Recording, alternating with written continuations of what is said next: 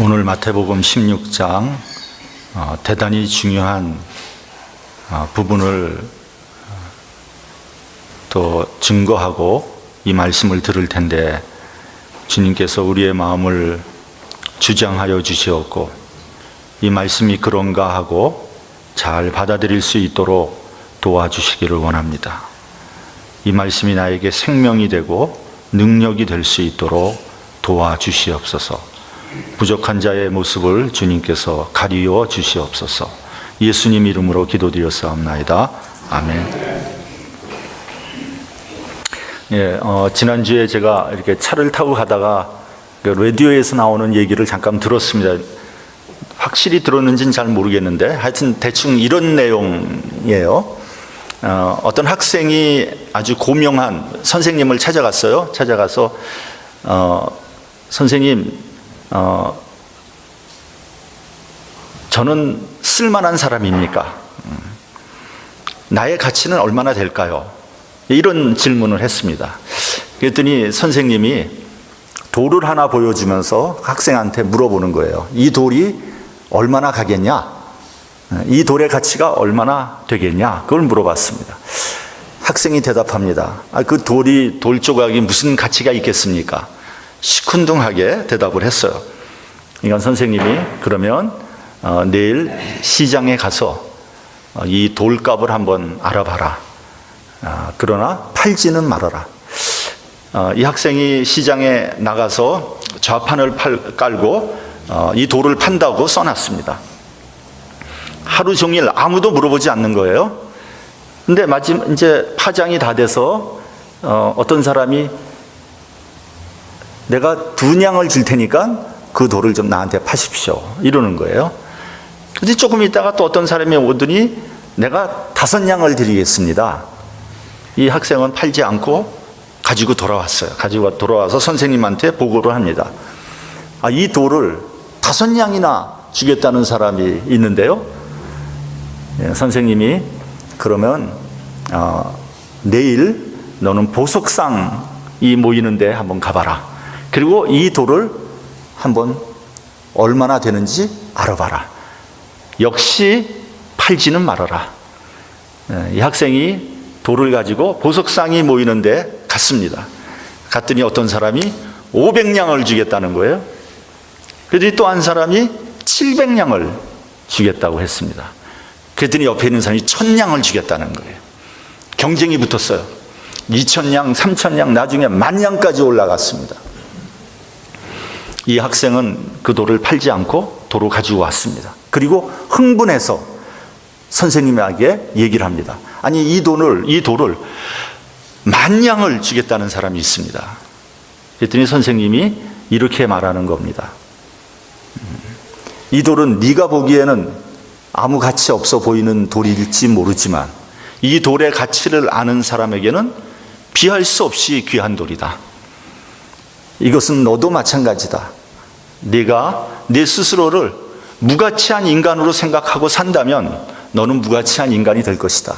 그러나 네 자신이 귀한 가치를 지닌 인간이라고 생각하고 그와 걸맞게 산다면 너는 비할 수 없이 귀한 사람이 될 것이다. 여러분, 인간의 가치는 얼마나 될까요? 나의 가치는 얼마나 될까요? 여러분, 한 인간의 가치가 천하보다 귀중할까요? 아니면 보잘것없을까요? 여러분, 독일군은 유대인 한 사람의 가치를 어떻게 봤죠? 비누 한 장. 비누 한 장의 가치에 머리카락으로 담요를 짤 수 있는 그 정도 가치로밖에는 보지 않았습니다.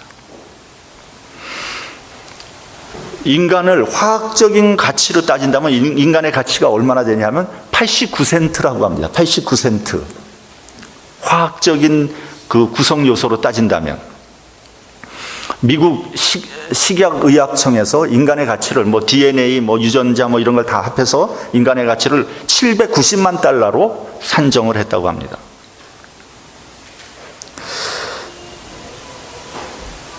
과연 인간의 가치는 1달러도 되지 않을까요? 아니면 790만 달러에 이르게 될까요? 아니면 돈으로 따질 수 없는 그런 가치를 인간은 가지고 있는 걸까요? 여러분, 진화론을 주장하는 사람들이 있습니다. 진화론이 맞고 틀리고 이런 것은 이제 차치해 놓더라도 진화론자들은 인간의 조상을 누구로 봐요? 원숭이로 보고 있단 말이죠. 더 나아가면은 그보다 더 하든 동물이 되겠죠. 결국에 가서는 아마 단세포 생물이 될 것입니다. 그들이 주장하는 그것이 사실이라면 인간의 가치는 잘해봐야 무슨 가격이에요? 원숭이 가격이 될 겁니다. 그렇죠? 아니면 그보다 훨씬 못한 가치를 지니고 있을 거예요. 진화론자들이 아무리 인권을 주장하고 인간의 가치가 귀중한 거라고 외친다고 할지라도 그들의 외침은 그냥 공허하게 들리는 메아리에 지나지 않을 것입니다. 동물에게 무슨 대단한 권리가 있으며 원숭이에게 무슨 귀중한 가치가 있겠습니까? 원숭이는 그냥 원숭이일 따름이죠. 그러므로 진화론자가 인권을 주장하는 것은 어쩐지 좀 말이 안 되는 것 같아요. 그렇게 생각하지 않습니까? 공산주의자들은 인간을 뭘로 봤어요? 물질로 봤습니다. 물질은 뭡니까? 물질은 소모품 아닙니까? 소모품. 그냥 써버리는 거예요. 써버리면 끝나는 거예요. 그러니까 인간을 수단으로 삼는 거예요. 그리고 소모품으로 보는 겁니다. 자신의 목적을 이루기 위하여 인간을 자기 마음대로 쓰는 겁니다. 저는 불교를 비방할 생각은 추워도 없습니다만 불교에서는 이렇게 가르치고 있죠. 우리가 금생에 어떻게 사느냐에 따라서 우리의 내세가 결정된다는 거 아닙니까? 내가 형편없이 살았다면 내세에는 한낱 미물로 태어나게 될 것이고, 내가 만약에 존귀하게 살았다면 다음 세상에 다시 인간으로 태어날 수 있다는 거 아닙니까? 그것이 소위 윤회사상이라는 거 아니에요? 그래서 살생을 금하는 겁니다. 우리가 생각 없이 죽이는 개미 한 마리가 혹시 그 전생을 따져보면 사람일 수도 있다는 거죠. 그러면 사람과 개미가 동격 아니에요, 동격. 그러니까 제가 불민해서 그런지 모르지만 잘 이해가 되지 않아요. 시편 49편에 보면요, 종기에 처하나 깨닫지 못하는 사람은 멸망하는 짐승과 같도다, 그렇게 말씀하고 있습니다. 인간은 본시 존귀하게 창조된 피조물입니다. 그러나 자기의 가치를 알지 못하고 아무렇게나 산다면 그 사람은 멸망하는 짐승과 진배 없다는 거죠. 여러분, 나의 가치는 얼마나 될까요? 나의 나됨은 어디서부터 오는 걸까요? 저는 그 사람의 인생관으로부터 온다고 생각합니다. 더 나아가서 그 사람의 세계관과도 밀접한 관계가 있다고 생각합니다. 왜냐하면 인생관과 세계관은 연결되어 있고요, 그 사람의 인생관이 바로 그 사람 자체이기 때문입니다. 예를 한번 들어보겠습니다. 예수께서 율법의 대강령을 가르쳐 주셨습니다. 내 마음을 다하고 목숨을 다하고 뜻을 다하여 주 너의 하나님을 사랑하고 또 내 이웃을 내 몸과 같이 사랑하라. 예수님은 그렇게 가르치시고 그렇게 사셨어요. 그러니까 그것이 예수님의 인생관이고 세계관 아니겠습니까? 자, 이 말씀을 한번 풀어보면요, 하나님을 사랑하는 사람은 이웃을 사랑하는 것이고 그것이 곧 나를 사랑하는 사람이라는 거죠. 거꾸로 말하면 이웃을 사랑하지 않는 사람은 나를 사랑하지 않는 것이 되는 것이고요, 더 나아가서 하나님을 사랑하지 않는 거예요. 여러분, 이것은 흔들릴 수 없는 진리입니다.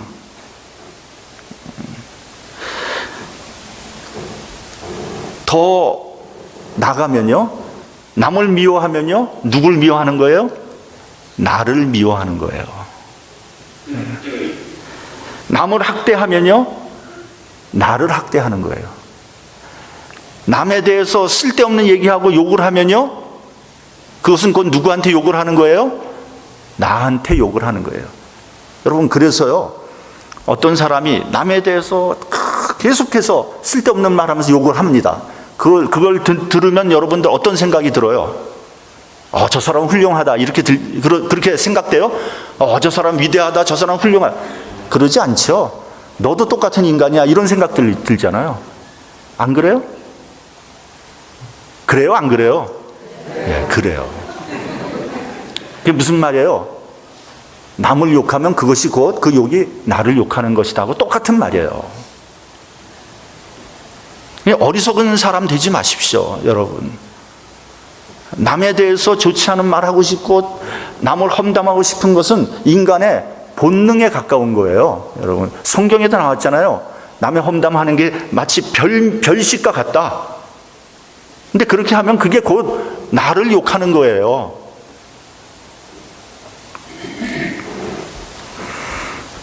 남을 믿지 못하는 사람은 결국은 자기 자신도 믿지 못하는 것이고요. 더 나아가면 누구를 믿지 못해요? 하나님도 믿지 못하는 거예요. 그렇기 때문에요, 나의 나됨은, 나의 가치는 이웃과 세계와 밀접한 관계가 있고요. 이웃과 세계를 내가 어떻게 보느냐에 따라서 나의 나됨이 결정된다고 말할 수 있는 거예요. 조금 더 나가볼까요? 나의 나됨은요, 나의 가치는요, 나의 주인이 누구냐에 따라서 결정되는 겁니다. 누구를 주인으로 섬기느냐에 따라서 나의 나됨이 결정되는 거예요. 그리고 나의 삶의 목적과 가치가 결정되는 겁니다. 예를 한번 들어볼까요? 나의 주인을 돈이라고 한다면 그 사람은 아무리 나를 고상하게 거룩하게 포장한다고 할지라도 그 사람의 삶의 목적은 돈을 모으는 것 그 이상도 그 이하도 아닌 거예요. 여러분, 가룟 유다는 돈이 그의 주인이었고 목적이었습니다. 그래서 한때는 예수님을 따라다니면서 열심히 신앙생활 한 것 같아요. 근데 어느 순간 돈 때문에 하나님을 여지없이 배반하고 돌아서고 만 겁니다. 왜요? 나의 주인이 돈이었기 때문에. 나의 주인이 출세다, 명예다, 이 세상적인 것이다, 이런 사람은, 출세를 위해서라면 언제든지 하나님을 떠나갈 수 있게 되는 거예요. 디모데후서 4장을 보면요, 이런 말씀이 나옵니다. 데마는 이 세상을 사랑하여 나를 버리고 데살로니가로 갔고, 데마라는 사람은 한때는 사도 바울을 도와서 오른팔 역할을 했던 사람이에요. 열심히 신앙생활하고 사역했던 사람이에요. 근데 어느 순간 세상을 사랑해서, 세상의 물질을 사랑해서, 아니면 세상의 명예를 사랑해서 세상에서 출세하기 위해서 그는 사도 바울을 배반하고 데살로니가로 가버렸어요. 왜요? 그의 주인은 이 세상이었기 때문에. 반대로 하나님이 나의 주인이라면 아무리 돈과 명예가 나를 유혹한다고 해도 나는 그 하나님 때문에 그런 모든 유혹을 과감하게 물리칠 수 있는 거죠. 영국의 에릭 위들이라는 육상 선수가 있었습니다. 그는 선교사의 자녀로 태어났는데 어려서부터 육상에 대해서 탁월한 재능을 보였어요.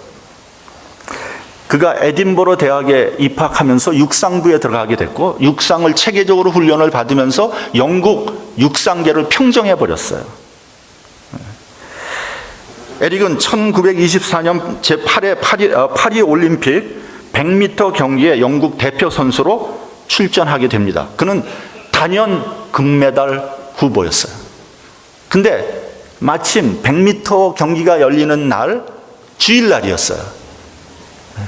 에릭은 나는 주일날에는 뛸 수 없습니다, 나는 주일날에는 하나님께 예배 드려야 합니다 하고 출전을 거부했습니다. 에릭의 100m 출전 포기 소식을 들은 영국인들의 반응은 냉담했습니다. 편협하고 옹졸한 신앙인, 위선자, 조국의 명예를 버린 자 비난했어요. 그는 100m 육상 경기가 열리는 날 그는 교회에 가서 예배를 드렸어요. 그리고 난 후에 에릭은 자기의 주종목이 아닌 200m, 400m 경기에도 출전하게 됩니다. 200m에서 동메달 땄어요. 400m는 100m 단거리 선수가 뛰기엔 너무 힘든 거리입니다. 그래서 아무도 그가 메달을 딸 것이라고 기대하지 않았어요. 400m 경기가 열리는 날, 그는 400m를 뛸 때 100m 뛰는 주법으로 뛰어나가기 시작했어요. 그것을 본 해설자들이 저렇게 뛰다가는 에릭이 중간에 쓰러져서 죽을지도 모릅니다. 그러나 에릭은 47초 6이라는 세계 신기록을 세우면서 금메달을 목에 걸었습니다. 결승 테이프를 끊고 쓰러진 에릭의 손에는 쪽지가 하나 쥐어져 있었는데 그것은 사무엘상 2장 30절, 나를 존중히 여기는 자를 나도 존중히 여기고. 우승의 비결을 묻는 제자들에게 그는 처음 200m는 내 힘으로 열심히 뛰었고 나머지 200m는 주님께서 뛸 수 있도록 도와주셨습니다. 그는 올림픽 금메달이라는 세상의 명예를 뒤로 하고 24살의 젊은 나이로 아버지의 뒤를 이어서 중국 선교사로 나가서 사역을 하게 됐습니다. 그 후에 2차 대전이 일어나서 일본군에게 붙잡히게 됐고 감옥으로 들어갔습니다. 그는 감옥에서 복음을 전하다가 1945년 감옥 속에서 순교하고 말았습니다. 주님을 주인으로 섬기면서 산 신앙인의 모습을 우리에게 보여준 위대한 신앙인입니다. 여러분, 아무리 지식이 많고 능력이 출중해도요, 사는 목적이 비루하면, 저열하면 그 사람의 인생은 너절하게 되는 겁니다. 반대로 비록 많이 배우지 못하고 능력이 부족해도 그의 사는 목적이 고상하고 거룩하다면, 즉 하나님을 향한 목적을 가지고 산다면 그 사람은 거룩한 사람이 될 수밖에 없고요, 그 사람의 인생 자체에 가치가 있는 겁니다. 나의 주인은 누구인가라는 문제는 대단히 중요한 문제이기도 하지만 대단히 현실적인 문제입니다. 우리는 항상 어떤 일을 하든지 나의 주인은 누구인가를 깊이 생각해 봐야 됩니다.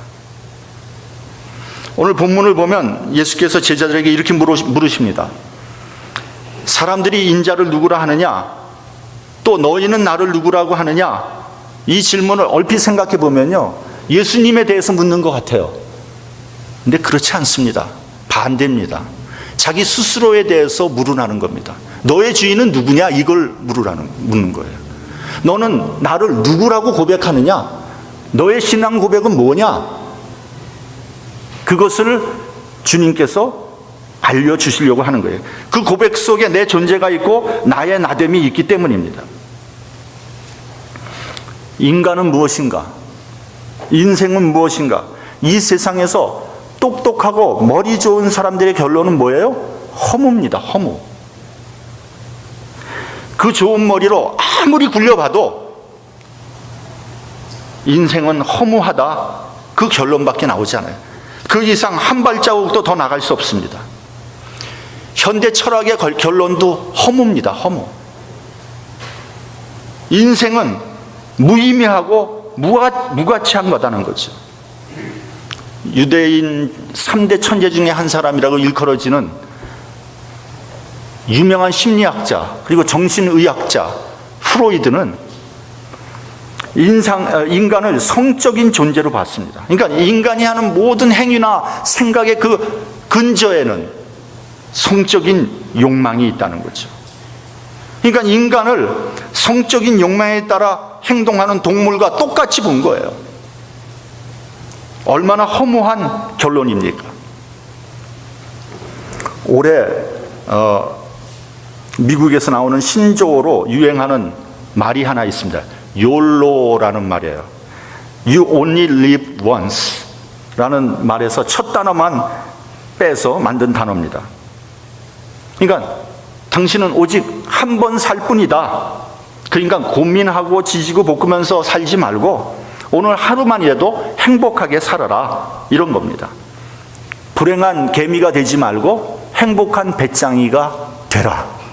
이게 어떻게 보면 그럴듯해요. 성경 말씀하고 좀 맞는 것 같아요. 오늘 하루의 걱정은 그날 하루로서 족하다, 그런 말씀이 있잖아요. 근데 욜로는 그 말이 아니에요. 그 말이 아니고요. 비록 내가 돈은 없고 월세방에 산다고 할지라도 오늘 하루 폼나게 살자, 이겁니다. 멋있게 살자. 비싼 거 사 먹고 스타벅스 커피 마시면서 그렇게 살자는 거예요. 그 즐기자. 이 무슨 말이냐면 한마디로 허무한 인생을 즐기면서 살자는 거 아니겠습니까? 그런다고 행복해지겠습니까? 이것을 말하자면 이것이 뭐냐면 미봉책이죠. 미봉책. 인생에 대한 근본적인 고민과 해결 없이 그냥 덮어두려는 거. 그런 거 있잖아요. 복잡한 문제 생기고 힘든 문제 생기고 그냥 덮어두는 거, 밀어놓는 거. 그러고 그냥 즐기자, 잊어버리자. 그런다고 잊어버려지냐고요. 그런다고 인생이 바뀌냐고요.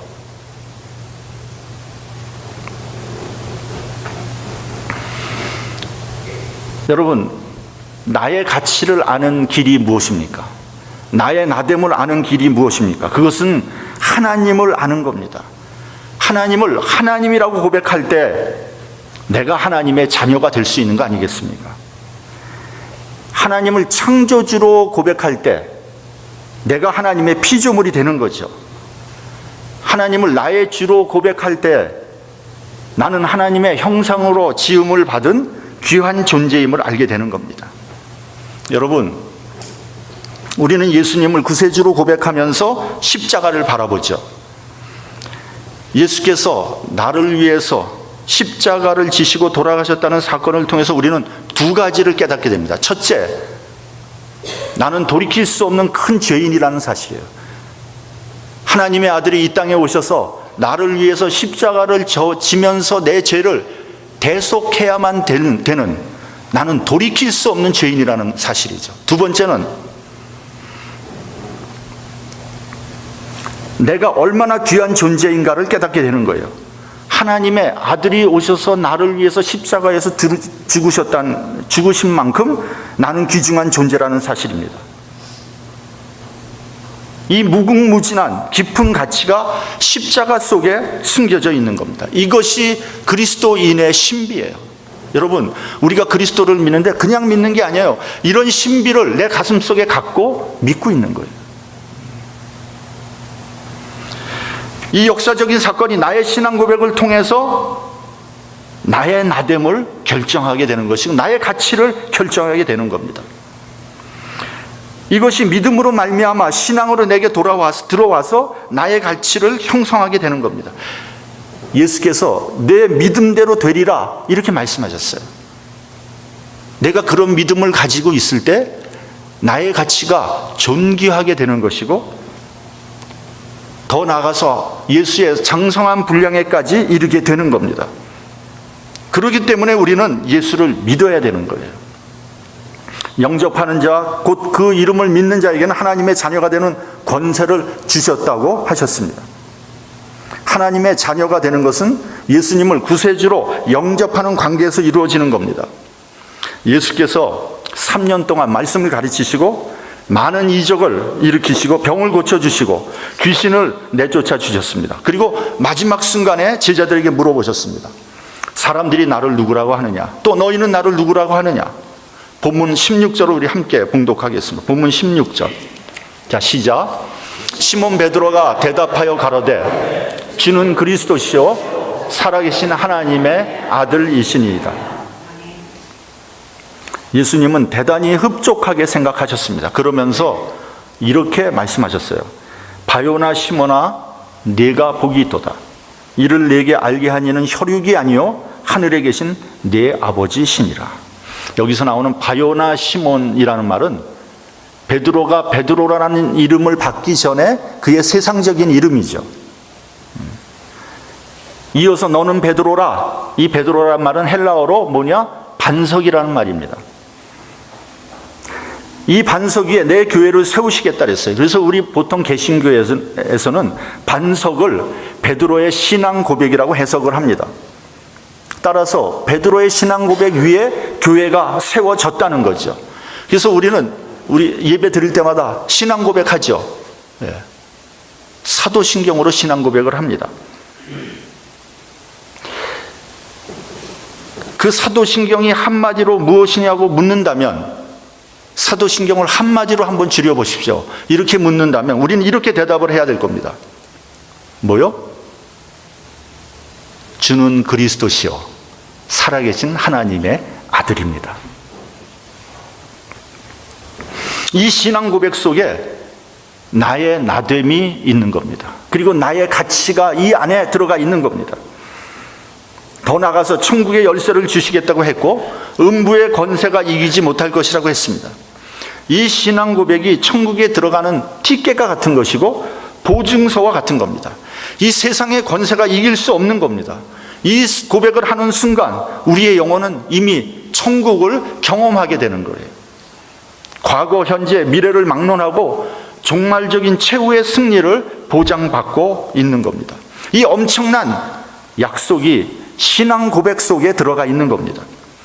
만약에 예수께서 베드로에게 물으셨을 때 베드로가 이렇게 대답을 했다면 어떻게 됐을까? 한번 생각해 보세요. 당신은 기적을 행하는 분입니다. 당신은 병을 고치는 의사입니다. 혹은 당신은 귀신을 내쫓는 분입니다. 혹은 당신은 물주입니다. 그렇게 대답을 했다면 어떤 일이 일어났을까요? 그런데 유감스럽게도 종종 한국교회에서 예수님을 잘못 고백하는 그런 경우를 보게 됩니다. 예를 들면 예수는 병 고쳐주시는 분이다. 예수는 능력을 행하는 분이다. 예수는 내 필요를 채워주는 분이다. 예수는 내 소원을 성취케 하시는 분이다. 심지어는 예수는 나의 사환이다. 예수는 나의 종이다.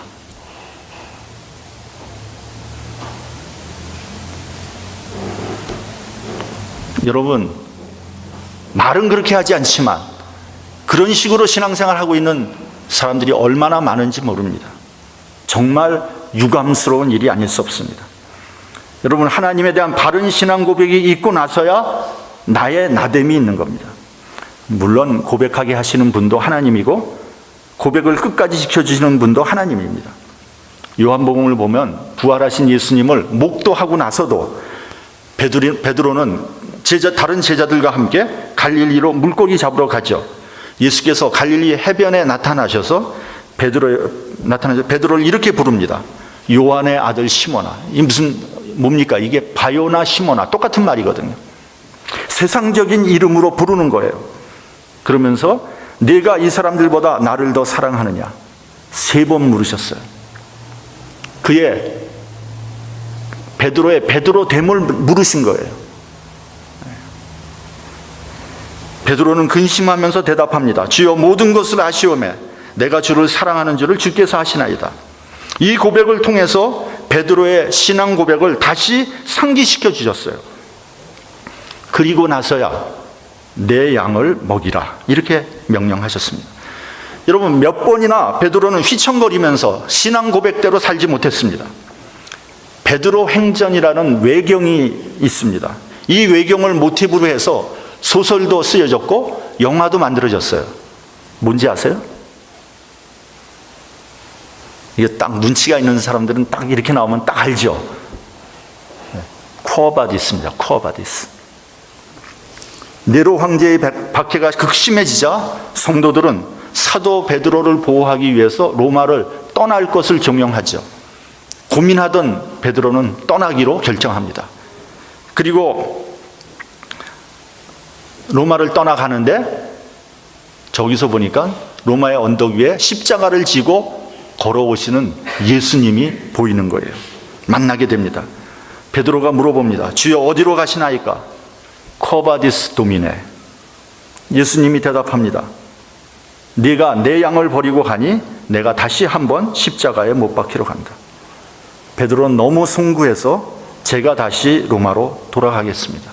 그리고 그는 십자가에 못 박힐 때 거꾸로 매달려서 순교했습니다. 베드로가 휘청거릴 때마다 주님께서 그의 신앙 고백을 지켜주시고 새롭게 해주셨습니다. 그래서 그는 신앙 고백과 함께 살았고 신앙 고백과 함께 순교했습니다. 오늘날 이 신앙 고백은 교회를 통해서 면면이 이어져 내려오고 있습니다. 이 고백은 하나님께서 지켜주십니다.